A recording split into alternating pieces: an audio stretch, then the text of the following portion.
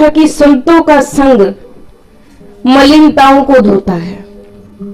सत्संग में आके और कोई बात चाहे सीखो चाहे ना सीखो, लेकिन एक बात जरूर सीखना कि ये मन का मैल धुल जाए बस। एक जगह सत्संग हो रहा था, वहां भजन सुनाया, हमने आंगन नहीं बुहारा कैसे आएंगे भगवान। तो घर वाला आंगन नहीं, मन का आंगन साफ करना। भगवान क्या कहते, मोही कपट छल छिद्र न भावा। उनको कपट पसंद नहीं है, लेकिन आजकल भगवान की याद कब आती है, जब कोई दुख हो या कोई दिक्कत आ जाए तब।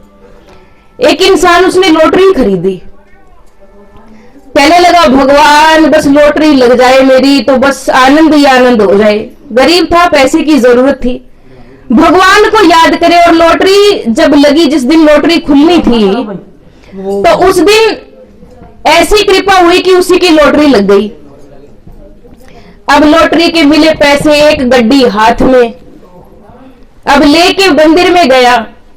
अब देने का तो दिल ना करे, क्योंकि दुख का समय तो बीत गया ना, अब तो पैसे आ गए हाथ में, देने का दिल ना करे।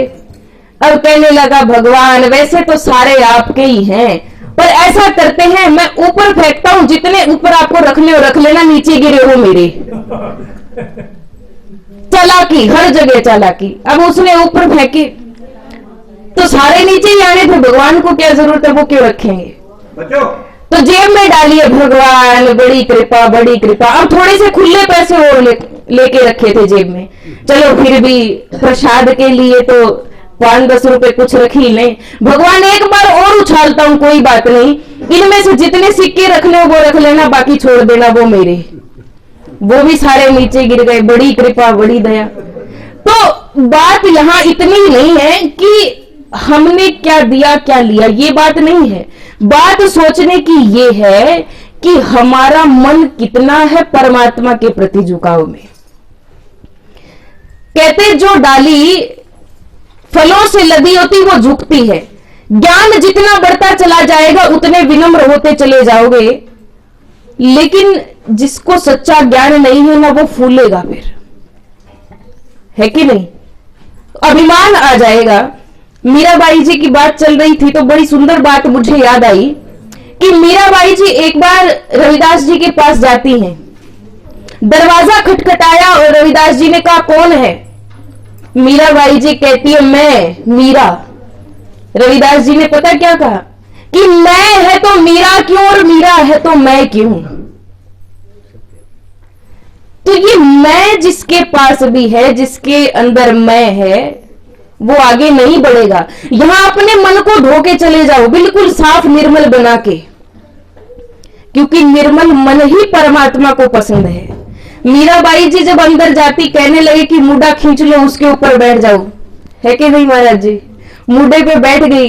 रविदास जी चमड़ा रंग रहे हैं और जो छींटे उनके ऊपर गिरे तो देखा अरे मीरा तो रंग गई। अब ज्ञान की क्या जरूरत है, ज्ञान तो हो गया। जो गुरु के समक्ष अपने आप को बैठा दे कि प्रभु अब मैं जैसे तैसे आप रखो, मैं आपका हूं, तो जिसने समर्पित कर दिया वो ही कुछ पा सकता है, बाकी कोई कुछ नहीं पा सकता। वरना आजकल के लोग पता क्या करते हैं, गुरु जी आपकी ना एक फोटो दे दो। क्यों भाई, घर में नहीं है तुम्हारे फोटो? गुरु जी घर में तो है, दुकान में लगाने के लिए चाहिए। भाई दुकान में क्या करोगे? अब गुरु जी आप तो पता है आपको तो सब कुछ की दुकान का काम है, झूठ सच बोलना पड़ता है, तो कसम खाने के लिए फोटो चाहिए कि गुरु जी की कसम बिल्कुल सही रेट लगाया। ऐसी श्रद्धा हमारी। श्रीमद् भागवत गीता में कहा गया श्रद्धावान लभते ज्ञानम। जिसकी श्रद्धा होती है वो कुछ सीख सकता है, जिसकी श्रद्धा नहीं है वो क्या सीखेगा। शरीर का घमंड, शरीर मैं इतनी सुंदर हूं, 2 घंटे शीशे के आगे कितनी सुंदर लग रही है, अपने आप को तो इतनी लिपा पोती सजाएंगे संवारेंगे, लेकिन होगा क्या, कुछ नहीं। वासांश जीर्णानि यथा विहाय नवानि ग्रहणाति नरोपराण, कि ये शरीर जो है ये हमारी आत्मा के वस्त्र है, इनको तो आत्मा फिर बदल लेगी, इसको क्या सजाना। सजाओ तो अपनी आत्मा को परमात्मा के प्रेम से।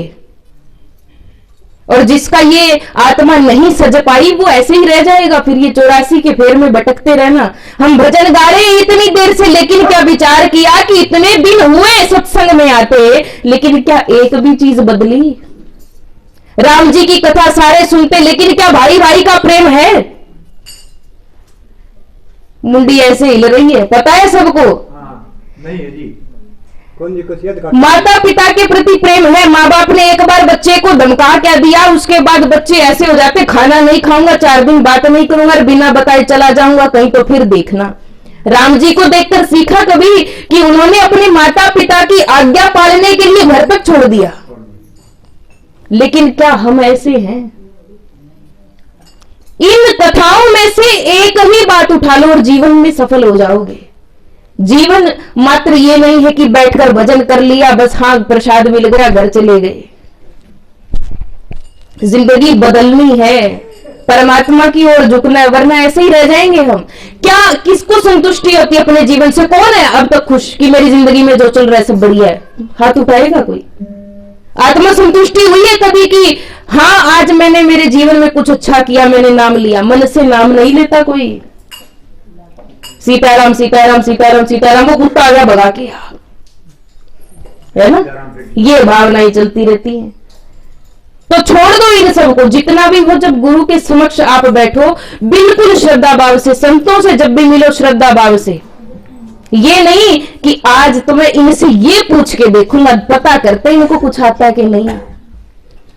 होते हैं बहुत जगह तर्क वितर्क करने के लिए, बाद में आएंगे और पूछेंगे ये बताओ जी इसका मतलब क्या है?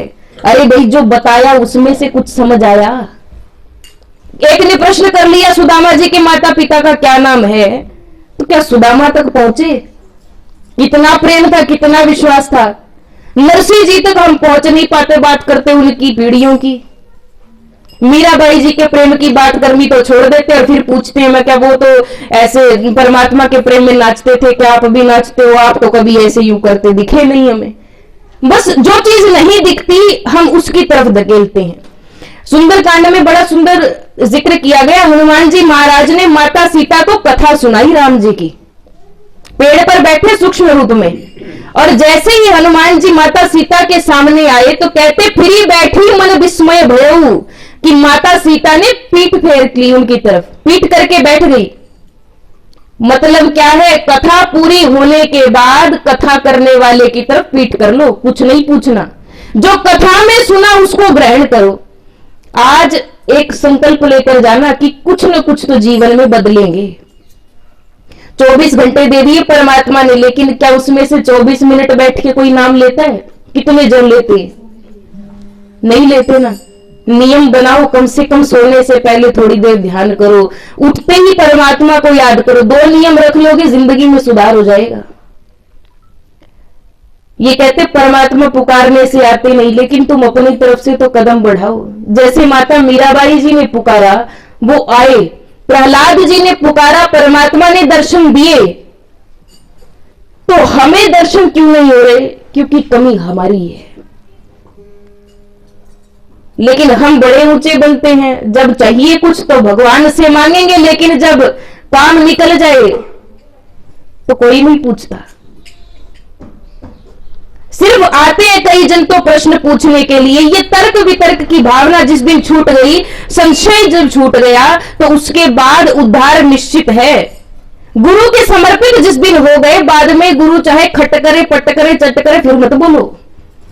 एक तारे का तार हम मिलाते हैं, है कि नहीं? इसका कान मरोड़ा जाता है। अब बाद में गुरुजी हमें सुर में लाने के लिए हमारा कान मरोड़े तो फिर मत बोलो। बाद में जो बोल गया उसका उद्धार नहीं होगा, क्योंकि इसको भी जब तक खूंटी को तब तक मरोड़ेंगे जब तक ये सुर में नहीं आएगी। हमारी जिंदगी बेसुरी है, बिना गुरु के हम बेसुरे हैं। हम ताल में नहीं है, सुर में नहीं है। एकमात्र गुरुदेव है जो हमें हमारे सुर में मिलाएंगे, परमात्मा के तार से तार हमारे जीवन में मिलाएंगे।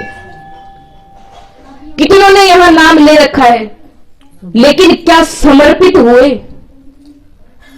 गुरुजी ने कहा होगा बेटा बैठकर ध्यान करना, लेकिन नहीं।